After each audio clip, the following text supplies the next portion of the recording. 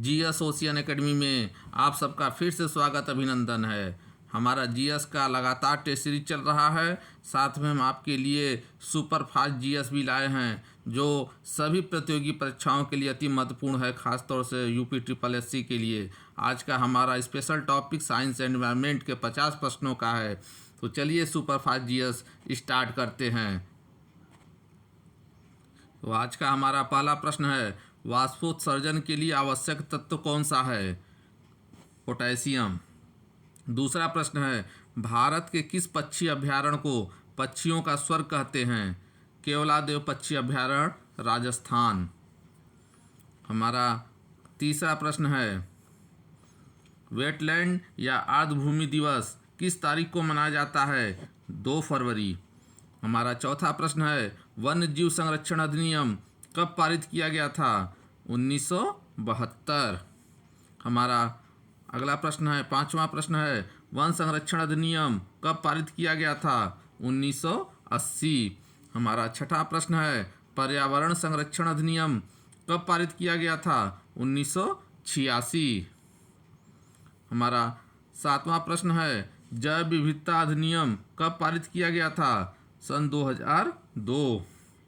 हमारा आठवां प्रश्न है, भारत का सबसे बड़ा हेमिस राष्ट्रीय उद्यान किस राज्य में स्थित है? जम्मू कश्मीर में उपस्थित है। हमारा नवां प्रश्न है, वैली ऑफ फ्लावर्स यानी फूलों की घाटी किस राज्य में स्थित है? तो वैली ऑफ फ्लावर्स उत्तराखंड में स्थित है। हमारा 10वां प्रश्न है, किस गैस को क्रैकिंग गैस भी कहते हैं? सल्फर डाइऑक्साइड को क्रैकिंग गैस भी कहते हैं यानी SO2। हमारा 11वां प्रश्न है, क्षय रोग या ट्यूबरकुलोसिस के परीक्षण को क्या कहते हैं? मॉन्टेक्स परीक्षण कहते हैं। हमारा 12वां प्रश्न है, कौन सा विटामिन ऐसा है जो कि शरीर में भंडारित नहीं रहता है? जो शरीर में भंडारित नहीं रहता है वो है विटामिन सी। हमारा 13वां प्रश्न है, फूट एंड माउथ रोग किस सूक्ष्म जीव के कारण होता है? वायरस के कारण फूट एंड माउथ रोग होता है। हमारा 14वां प्रश्न है, पेशियों के संकुचन के लिए कौन सा तत्व आवश्यक है? कैल्शियम पेशियों के संकुचन के लिए आवश्यक है। हमारा 15वां प्रश्न, वह कौन सा सांप है जो घोंसला बनाता है? नागराज यानी किंग कोबरा ऐसा सांप है जो घोंसला बनाता है। हमारा 16वां प्रश्न है, अंगूर योग इमली में कौन सा अम्ल पाया जाता है? अंगूर या इमली में कौन सा अम्ल पाया जाता है? टार्टरिक अम्ल पाया जाता है। याद रखे रहिएगा दोस्तों, इंपॉर्टेंट प्रश्नों का संग्रह आपके लिए। धान का पौधा नाइट्रोजन को किस रूप में ग्रहण करता है? अमोनियम के रूप में ग्रहण करता है धान का पौधा नाइट्रोजन को। हमारा 18वां प्रश्न है, प्रकाश की गति किस माध्यम में सबसे न्यूनतम होती है? तो प्रकाश की गति सबसे न्यूनतम कांच में होती है।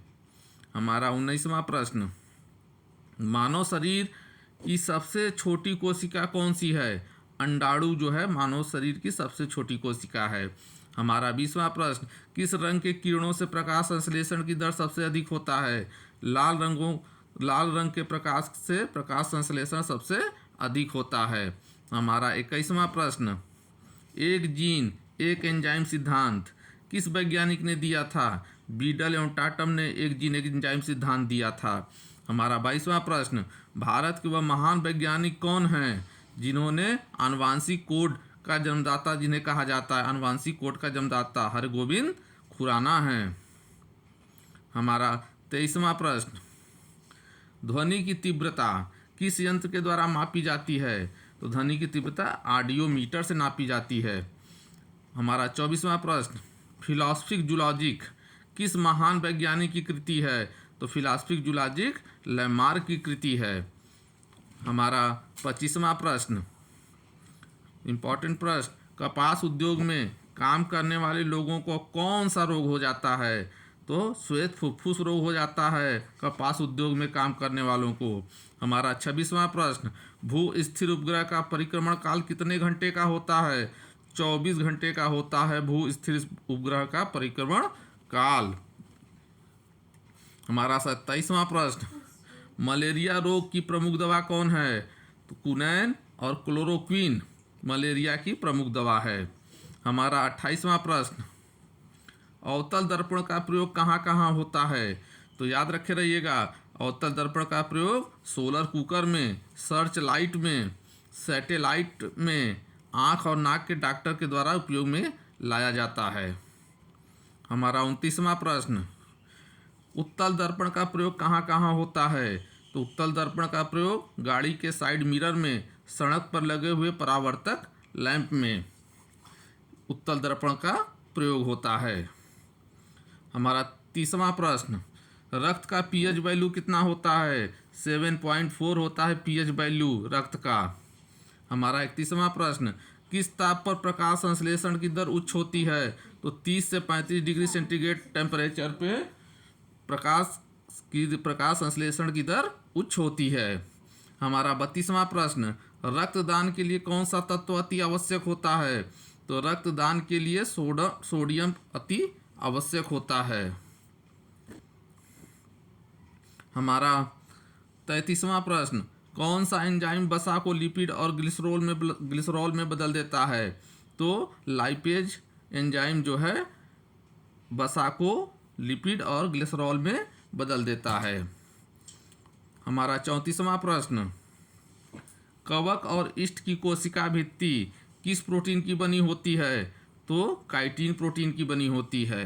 हमारा 35वां प्रश्न, अंतरिक्ष यात्री ऑक्सीजन के लिए अपने साथ कौन सा सवाल ले जाते हैं? क्लोरेला सवाल अपने साथ ले जाते हैं अंतरिक्ष यात्री ऑक्सीजन के लिए।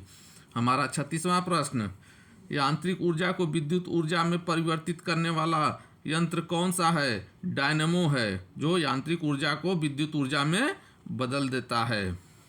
हमारा 37वां प्रश्न, आलू का ब्लैक हार्ट रोग किस तत्व की कमी के कारण होता है? तो ऑक्सीजन की कमी से आलू का ब्लैक हार्ट रोग होता है।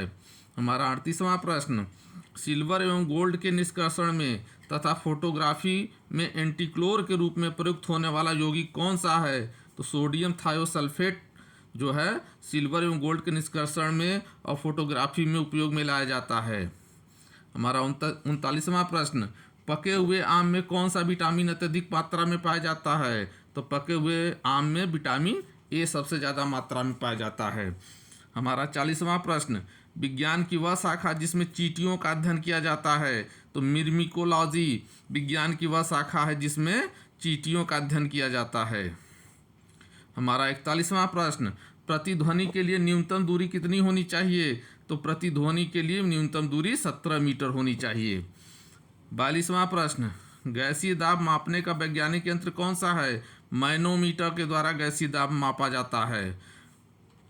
हमारा अगला इंपॉर्टेंट प्रश्न कई परीक्षाओं में पूछा गया है, चेचक के टीके की खोज करने वाले वैज्ञानिक कौन थे? एडवर्ड जेनर थे, जिन्होंने चेचक के टीका की खोज की थी। हमारा 44वां प्रश्न, हिबिया कुल के पौधों से प्राप्त लेटेक्स से क्या प्राप्त किया जाता है? रबड़ प्राप्त करते हैं हिबिया कुल के पौधों के लेटेक्स से। हमारा 45वां प्रश्न, पॉलिश किए हुए चावल में कौन सा विटामिन की कमी हो जाती है?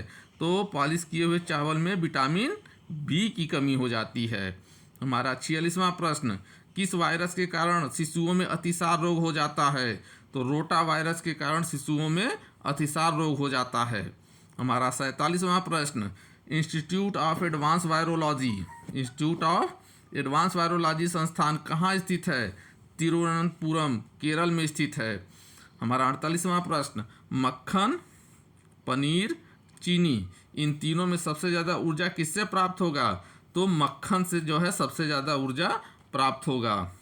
हमारा 49वां प्रश्न, शरीर में घाव का भरना तथा जाइगोट में कोशिका का विभाजन किसके कारण होता है? सूत्री विभाजन के कारण होता है शरीर के में घाव का भरना। हमारा 50वां प्रश्न, एड्स ग्रस्त माताओं के शिशुओं को बचाने के लिए कौन सी प्रमुख दवा है? तो याद रखे रहिएगा, नेविरेपिन जो है एड्स युक्त माताओं और शिशुओं को बचाने के लिए बहुत ही महत्वपूर्ण दवा है।